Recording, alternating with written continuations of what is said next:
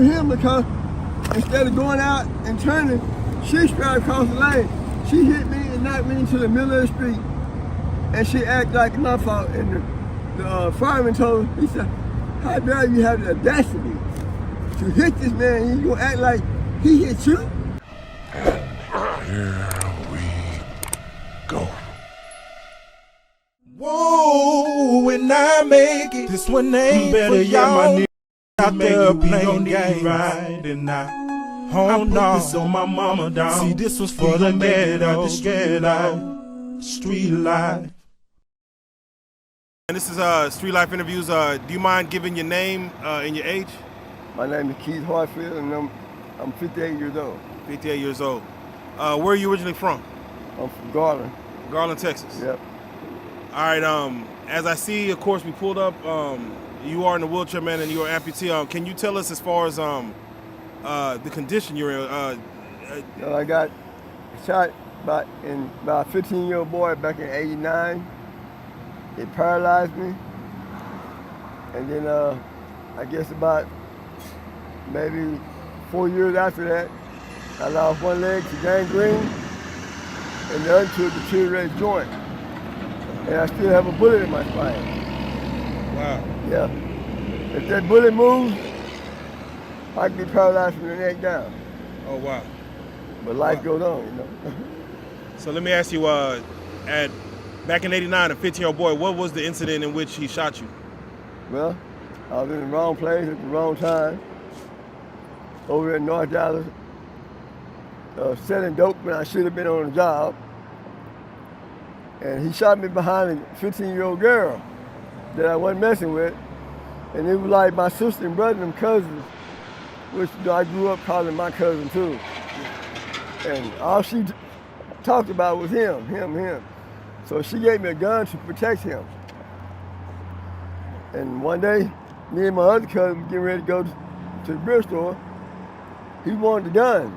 And she said, well, that's my gun. So you can just keep the gun. And we took off walking. He shot me in the back of the leg. And I took the gun out, I fingertipped it, let him know if that's cool. When I turned around, he shot me in my side. And that's the bullet that paralyzed me. That's the bullet that paralyzed me. And so he did like a year in the boys' home for it. A year in the boys' home? Yeah. Wow. Because he was going 15, I didn't press charges. And maybe 2 months later, I got a call while I was at the hospital, and then nobody answered the phone. So I automatically knew who it was. I said, hey, why did you shoot me, dude? He said, I thought you were gonna kill me. Yeah. I said, you know what? I forgive you. He said, why? I said, because I probably would have killed you. Wow. I said, but you could have killed me. And I forgive you because I know you could have killed me because you had me point blank range from the back.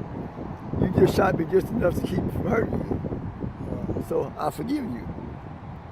How old were you? I was 22. It was 20 days before my 23rd birthday. So you have no kids, I'm assuming? No. You lost the use of the lower, when you first got shot, you lost the use of your legs or just? Yeah, I got shot about up in here. I was paralyzed from here down. But over the years, I have gained sensation back. Okay. So a bullet must be moving.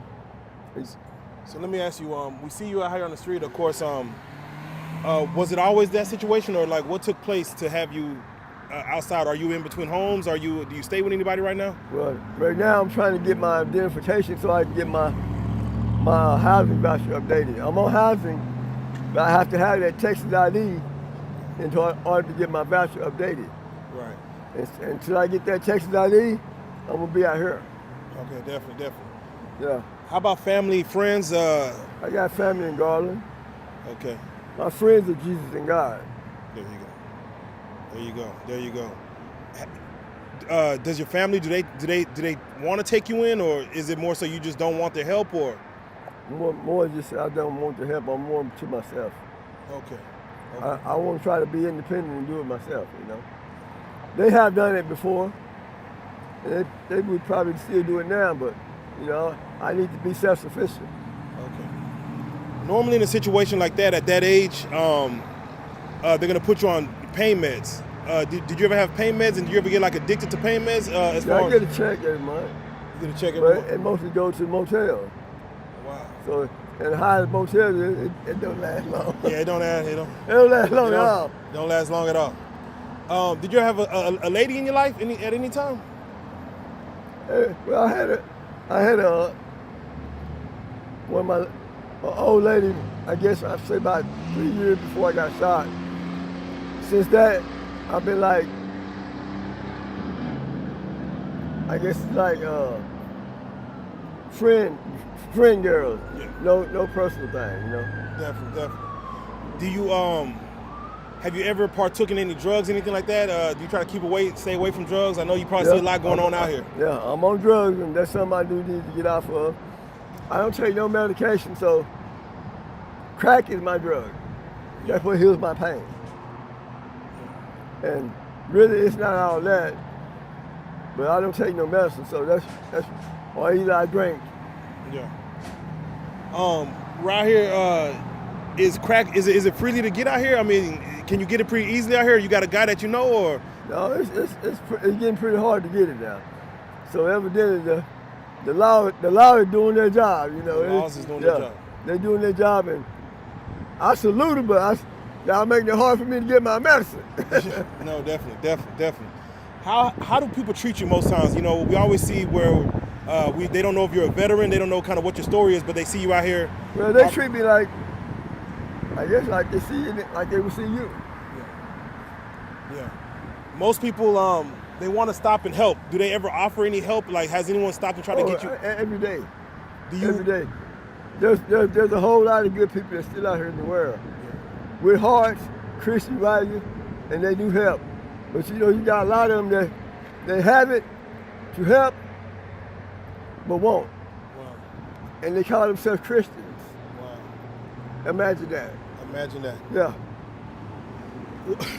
What would you say to those that you know have it, but yet they don't want to open up their hearts to someone like you that obviously you can see is in need? I'm gonna say God bless him. God bless you. God bless you. Would you rather have money handed to you or somebody buy you food? Well, I need both. I need to eat. I need clothes. And I got a colostomy and a little colostomy. Be out here on the streets, you don't get that. And it's hard to keep it if I do. And so I need lots of clothes. So yeah, when they give me clothes and food, it's really more than the money. Yeah. How hard is the winter out here? Like just when it starts getting cold? It's all about what you make of it. Yeah. So where do you lay your head? Where do you lay your head like on a day like today? Where do you lay your head? Anywhere that I feel comfortable. So let me ask you, what is a day in the life? Like when you wake up or, you know, if you get any sleep, do you go straight to like, let me try to get some money for the day and then I'll go meet some people? Like, is there a group of people you talk with just to kind of? Yeah, I just take it as it's coming. I take it as it's coming. I thank God for letting me wake up to see another day or night or whenever I wake up. And I know the rest of the day or night is what I make of it. So there's no such thing as a bad day. If it's going bad, that means I have to change up my monotony and do something else. And everybody's scared of change, even if it's good for you. People are scared of change, but you have to do something different. If it's not going so good, you have to do something different to make it right. All right. So, like, how do you keep the positivity? I mean, you have a pretty sunny disposition. How do you, like, what do you look? I mean, is it just your spiritual nature? Being depressed only end up to suicidal. And I ain't finna kill myself. I thought about it. I slapped myself. I think I slapped myself a little bit too hard. But, and then I was in the hospital then, and the nurse said, "Baby, you didn't slap yourself hard enough." Wow. Because you thought of something crazy. I said, maybe I didn't. But it was hard enough for me to come back to reality. Is that I may someone kill me, but I'm not gonna kill myself. Yeah, you only thought about it one time, yeah, or I thought about it one time. Wow. Well, the past month, it got pretty bad, you know. I really never get depressed, but I got so depressed that praying to God, praying to Jesus, my prayer wasn't answered. I prayed to the devil, the demon, and the Grand Reaper, and out of all five, my prayer still wasn't answered. So I just said, I got to be going my mind for me to pray to the demon and the devil. So, of course, you know, you're in Dallas-Fort Worth, born and raised. You got a Cowboys hat on. Do you at least follow the Cowboys, at least? Win or lose, baby. Win or lose. Win or lose. Gotta say win or lose. Gotta say win or lose. We gotta get out the way. All right, so with that being said, do you have any type of political attachments as far as you see Trump, Kamala? Do you care about which one? No, I don't care about that. I don't care about none of that. I'm not off in politics because they gonna do what they call it. They're advertising. They're gonna say they're gonna do this. They're gonna say they're gonna do that. They're gonna promise to do this. They're gonna promise to do that. But once they get that seat, everything's totally different. It goes against everything that they said they preached that they're gonna do, and they do things totally different. And they do none of the things that they said they're gonna do. So, and I don't even vote, because with or without my vote, life gonna go on. I just live the day one second at a time. There you go. And I take it as that, you know. I go with the flow. For those that may either see you or see those like you, like what do you want to say to them as far as, you know, your story, them seeing this, and the next person they see they may want to help or decide not to help? What would you like to say to them? The first thing I like to say to the world, don't be a stereotype. Don't be so quick to judge, because everybody that's out here on the street haven't always been out here. And for the majority of them, they have college educations. Don't be so quick to judge, because it's something that happened in their life that put an impact on them, the reason that they're out here. So don't think bad about what they say, people that's homeless, because I'm not homeless. I'm houseless, I'm apartmentless, I'm buildingless, but homeless where I make it. So I'm not homeless. I ain't never been homeless. So all that homeless stuff, them homeless people, they may be homeless, I'm not. So don't be quick to judge people, because some of the best people I know are people that live in the streets. And I feel more safe around them than I do that people that stay in the mansions. So I'm gonna tell you, give them the benefit of the doubt before you put them down. Definitely. And if you could kick your drug habit, would you, or is it really getting you through mentally? I can, because it's just a materialistic thing. It's just a matter of mind. Yeah. Mind over matter. Let me say that. Mind over matter, not matter of my mind. Mind over matter, because your body is a temple. You can do anything you want to. Yeah. The body heals itself within time. Yeah. But really, I like doing what I do, you know. It's like you got people that drinks. Well, me smoking crack, it's like me having a drink.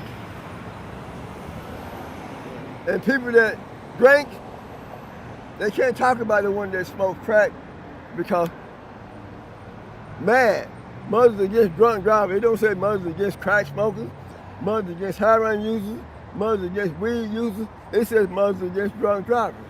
Yeah. So don't be so quick to judge, because if you do something, you can't call the killer black. Yeah. Well, definitely, if you don't mind, I definitely appreciate your story. I appreciate you giving us time. Definitely Godspeed, and, you know, prayers go out. Can you tell us your name again and how old you are and where you're from? My name is Keith Hartfield, and I'm 58 years old. There you go, Keith. I definitely appreciate it, sir. Thank you so much. You're very welcome, bro.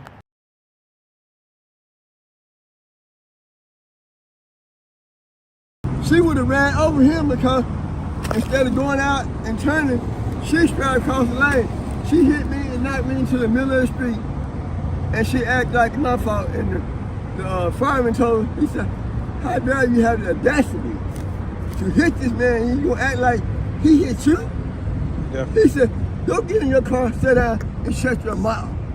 Definitely. And she needs a boost. He said, if I give you a boost, he said, you better not tell nobody. She said, I won't. He said, I know you're not because I'm not going to give you a boost.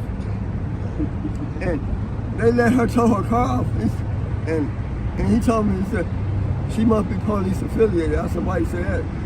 And one of his co-workers said, yeah, why you say that? And because that car supposed to go to the impound and she supposed to go to jail. Right. And they let her go. And later on, I got into an altercation up under the bridge with this young guy that had threatened me a couple times. And I told him, I said, don't come back up under her. You threatened me 2 times, I let you make it. I said, you come back, we're gonna have it, it's gonna be on.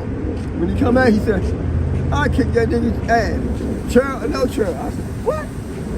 And he was on a bicycle. When he made the motion to get off, well, you know, that was my cue to defend myself. And I had a hatchet. It fell. I was cutting roof from off the ground that was sticking holes in my tent. And my homeboy came and got me to go get something drinking, so I forgot about the hatchet. Because if I would have remembered, I would have busted his skull wide open. But anyway, it fell, and he reaching for me, I'm reaching for him. And he bent down, I'm like, what are you doing? When he bent down, I seen his hand when he grabbed it. So I come from up on my wheelchair and I started sticking. The wheelchair went one way, I went the other. And you know what? The officer and the sergeant come out, she said, tell the story. Same way you told us, we gonna bring you back and drop you off. That wasn't the case. That black detective, the one that ran on me, a couple years before that, she charged me with aggravated assault. Wow. Wow. And when she came up on the bridge, my homeboy said, I know her from somewhere. I said, me too. I just can't figure it out. And after I got out of jail, because the judge said, you and the detective must have bad blood. I said, I don't know that woman. He said, she the reason that you're here. Her story is different from the Dallas police report. If it was up to them, they would have dropped you back off where they picked you up from. Right. I said, huh? He said, yeah. She's the only reason that you are here. And he said, I don't understand it. He said, I'm trying to find out what's going on. I said, okay. So when I got out, I was at my spot, and bam, it was like, deja vu. I said, oh my God. I said, that's the woman that ran over me. I said, that's where I know her from. And I told my homeboys, they was like, show me that's who she is. I can't believe we know who she was. He said, that's the woman that ran on you. And I said, that's what that fireman said. She was police affiliated. And that's what it is, she's a detective. Wow. That's a crazy story. Yeah. And she probably still working there now. So and I've been wondering how to go about exposing her. Because you know her name? No, I don't know her name. I can get it from my niece. My niece got it on one of her phones because they were gonna try to send me to a K clinic and all that. Yeah. And I said, well, I'm all right. I didn't really want to go, but I can get her name. And the firemen, I can find out because I know they keep the report. I can go through the firemen and get the report, and they know her name too. Because it's all been recorded, documented and shit. So they know her name too. Yeah, I would like to expose her. Yeah, we're gonna look into that. Definitely gonna look into that. Yeah, it would be nice. One of our Dallas detectives, and then she tried to send me up the river because she know who I was. Yeah, I would like to expose her. So if you fellas could help me do that, that would be a great weight off my back. All right, and what you said was right here, right? Yeah, right here. All right, Keith. I'm gonna look into that definitely, man. Yeah. When did that happen? How long ago? Oh, it's about maybe 6 years now. 6 years. Or maybe long, maybe 6, 8 years. Okay, definitely. But it seemed like it was yesterday. Okay. All right, Keith. I definitely appreciate you again, man. Definitely take care of yourself. Definitely appreciate it. Have a good one. All right. Whoa, when I make it, this one ain't better for y'all. My niggas out there playing game right, and I Oh no, this on my mama, dog. See, this was for the mad out the street life.